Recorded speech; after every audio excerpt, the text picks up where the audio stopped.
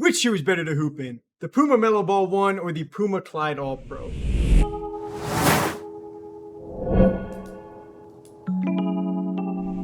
Today we're putting these two Puma basketball shoes head to head to see how they compare. But really quick, if this is your first time checking us out, feel free to drop a follow or subscribe wherever you're watching and give this video a like.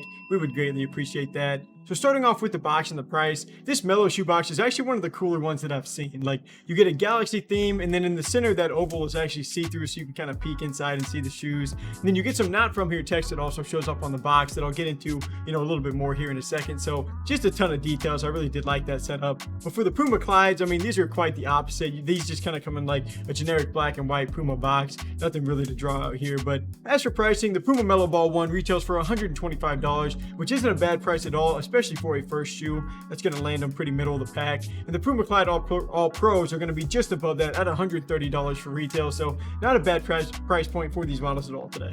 So looking at the appearance for these shoes and starting off with the colorways, today we're checking out the Puma Melo Ball 1 Not From Here versus the Puma Clyde All Pro in Kyle Kuzma's colorway. So for the Melo Ball 1, just like the box, the details on the shoe is really nice. So I'm just going to give you a rundown really quick.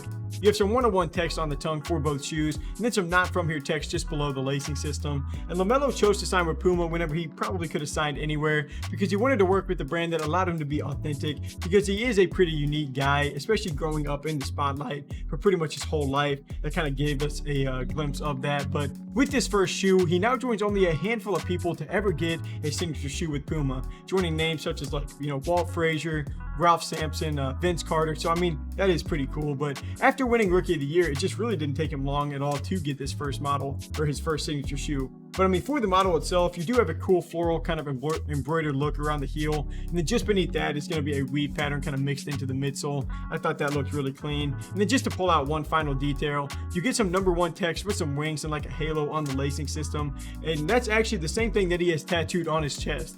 Then you get the same kind of idea with the rare text on the bottom of the shoe. He has that tatted on his arm. So I mean, as you can see, there's just a lot of details worked into this model. But now switching it over to check out the Puma Clyde All Pros. This is Kyle Kuzma's colorway for this Clyde All Pro model, and actually I do like it. Like, I'm pretty sure it was a collab with like Root or something like that on these two. And I mean, a few things do differ from like the normal Clyde, just as far as like the textures and stuff like that go. But for the model, I think Puma did a really good job on these for this like Puma Clyde All Pro, and the market does kind of reflect that. Like, these were really tough to keep in stock, and now they're pretty much sold out at all retailers. But back to the model itself, I like the simple Puma branding on the tongue, and then on the heel, I guess a little bit beneath the heel, kind of stitched into the midsole there, you can see the model name where it says Clyde. And honestly, I thought that was a really nice touch. And these have a really similar look to the more recently released Puma Fusion Nitro. I actually did a comparison video on those two shoes, a few months back, if you want to go and check that out, just to kind of get a little better idea of what I'm talking about. But honestly, Puma has been making some really nice really fire basketball shoes lately. But now let's go ahead and see how both of these shoes hold up on the court. So now getting into more of the materials and the performance side, and starting off with the cushioning, the Melo Ball 1 gets a nitro foam midsole that's built for superior responsiveness and comfort, and I'm gonna have to agree with them there. Like, this is one of the softer shoes on the market right now, in my opinion. I recently did a top 5 shoes to release from this year so far. I know the Melo Ball ones kind of dropped like late December, but I didn't actually get them until January, so I just kind of lumped them into this year, and they actually ended up topping that list at number 1. Like, this is definitely one of my favorite shoes to play in right now, and they're playable right from the jump. Like, you don't need a lot of break-in time at all. The cushioning is just like really well balanced on this shoe. But now switching it over to the Puma Clyde All Pro, in my opinion, there just aren't very many shoes out there right now with that ultra soft feel like the Melo Ball 1s have, but this model is definitely one of them. Like, instead of the commonly used Pro Foam that a lot of Puma basketball shoes had been getting in the past, these get a step up with the Pro Foam Plus and the midsole. And I'm not sure what they did to that Puma compound to give it the plus, but they definitely deserve it. Like, straight up having one of these models on each of your feet, just like kind of walking around. I mean, I know that they aren't like really using the same stuff or anything like that, but they pretty much feel like identical and provide a really soft feel on the court. And they even put a P-box drop in the heel for these Puma Clyde All Pro. And that's just like a little puck back there that they honestly haven't done with many of their models. And that just adds to already great impact protection on this shoe. And I actually hadn't played in like my Puma Clyde All Pros in a minute. Like, I almost forgot how soft they were, just how well the cushioning performed. So both of these shoes absolutely crush it for this section. Definitely two of the softer models out there on the market, in my opinion.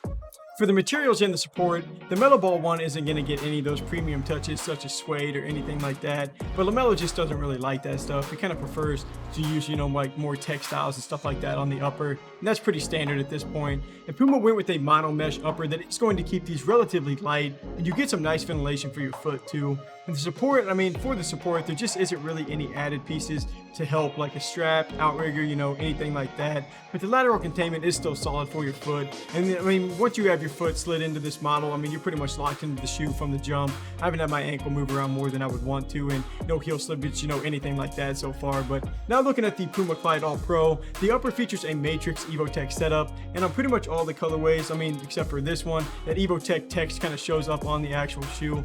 But this is Kyle Kuzma, like that inspired colorway, so it's just not on these. But it did come with a tag that said it. But the upper is mostly textiles, helping keep the shoe lightweight and breathable. But you know, the line's actually running sideways across the box, or across like the toe box for this upper, is going to be carbon fiber, and that helps keep this shoe a little bit more durable. And those lines are also going to do the bulk of the work, just with keeping your foot from sliding around and like allowing that material to stretch more than you would want, because I mean, carbon fiber just doesn't really stretch at all. And this model is slightly different on the makeup for the upper, just compared to if it wasn't Kyle Kuzma's design. But I mean, really the only spot that it differs is kind of in the toe area. And on low top models, it is always kind of nice to see some extra pieces on there to help with the support. And that's kind of what this overlay does near the ankle. Like just above that Puma branding, you're getting to see the laces actually feed through there. And that just helps lock your foot in even more whenever you tighten that up. And then with this being a low top model, these are going to be pretty light with a size 10.5 weighing 400 grams even. That is pretty average to ranging on the lighter side for a low top design. And the Metal Ball 1 is going to weigh a little bit more at 462 grams for the same size. So you do get a little bit of a weight difference here whenever you have these on your feet, but neither shoe would be considered heavy for their category, so that's the main thing. To finish off with traction, this is yet another shining spot on the Metal Ball 1. These have Puma's non-slip rubber compound, and I think they named that for a good reason. Like, you get a pretty random traction pattern, but this is one of the best performing random traction patterns of all time. Like, these things are so sticky, and it doesn't really matter the condition of the court, to a certain extent of course, but I mean, these are going to give you plenty of bite on all your court movements, and with the durable outsole and some thicker grooves, using them outdoors would definitely work too. But now switching it over, I mean, if you've been waiting the whole review for the Puma Clyde All Pros to kind of fall off or like lose some ground, what a waste of time, because the traction is amazing on these two. Like, you get a more organized but still kind of a unique pattern like in the forefoot with those like square patches. Some lines are flowing horizontally, some lines are going to be flowing vertical, and that's just going to give you really great multi-directional coverage. And there's like going to be a pivot point kind of mixed into the front half of that shoe, and that's just going to kind of aid your foot to be able to spin 360 degrees on the court without like moving your foot or taking it off the ground a little bit easier. And then the entire outsole is going to be made up of Puma's high abrasion sticky material. And that's just kind of a fancy way to say that, you know, this material holds up well under scraping, sliding, grinding, just like, you know, different motions like that, which is ultimately going to make them an extremely durable shoe for both indoors and outdoors. But to finish off with sizing, I did go true to size on both of these models, and that actually worked out perfect for me because these fit pretty much the exact same. Like, you're going to have a little extra room at the end, but not enough to where I'd go a half size down, but neither shoe is going to be narrow, so you don't have to worry about your foot being squeezed either. So for the final ratings and starting off with the appearance, I like both of these models a lot, and honestly I am usually partial to lows, but the Metal Ball 1s are so clean and they are a little bit more creative, so I'm going to start off slightly leaning towards the Metal Ball 1 for appearance. But as for cushioning, I mean, even with different setups, these shoes feel like you're walking, or I guess like you're playing on a cloud. Like, the impact protection is great on both models, so I'm going to go with a tie for cushioning. For the materials, I mean, both shoes are like in the same price range, and neither feels cheap. Like, we're dealing with mostly textiles and mesh, just like across both of these models. I did buy Kyle Kuzma's colorway, which doesn't have all the same features as some other Clyde All Pro colorways. It's still a really nice feel though, so I'm just going to keep that section as a tie. And as for the support, there is no struggle with the Metal Ball 1s, even though there aren't really any added pieces like I said. And the Clydes do have that overlay to help, and the upper is firm to just eliminate any type of movement for a low top model, so I'm just going to come back to a tie here. And then to finish off with traction, I'm going to have to go with the tie again. Like, I just laid it out there for you. Both of these models just have insane grip. Like,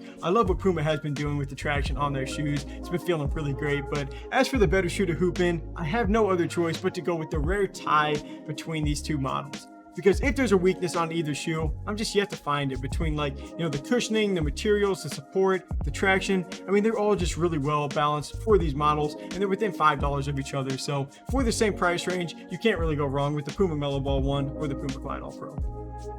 Thank you guys for taking some time to watch. If you're interested in buying the Puma Metal Ball 1 and you want to support our channel, just click the link here on screen, or we have links for both shoes down below or in our bio, so feel free to check that out. But until next review, I'm Landon from Shoewear. Peace.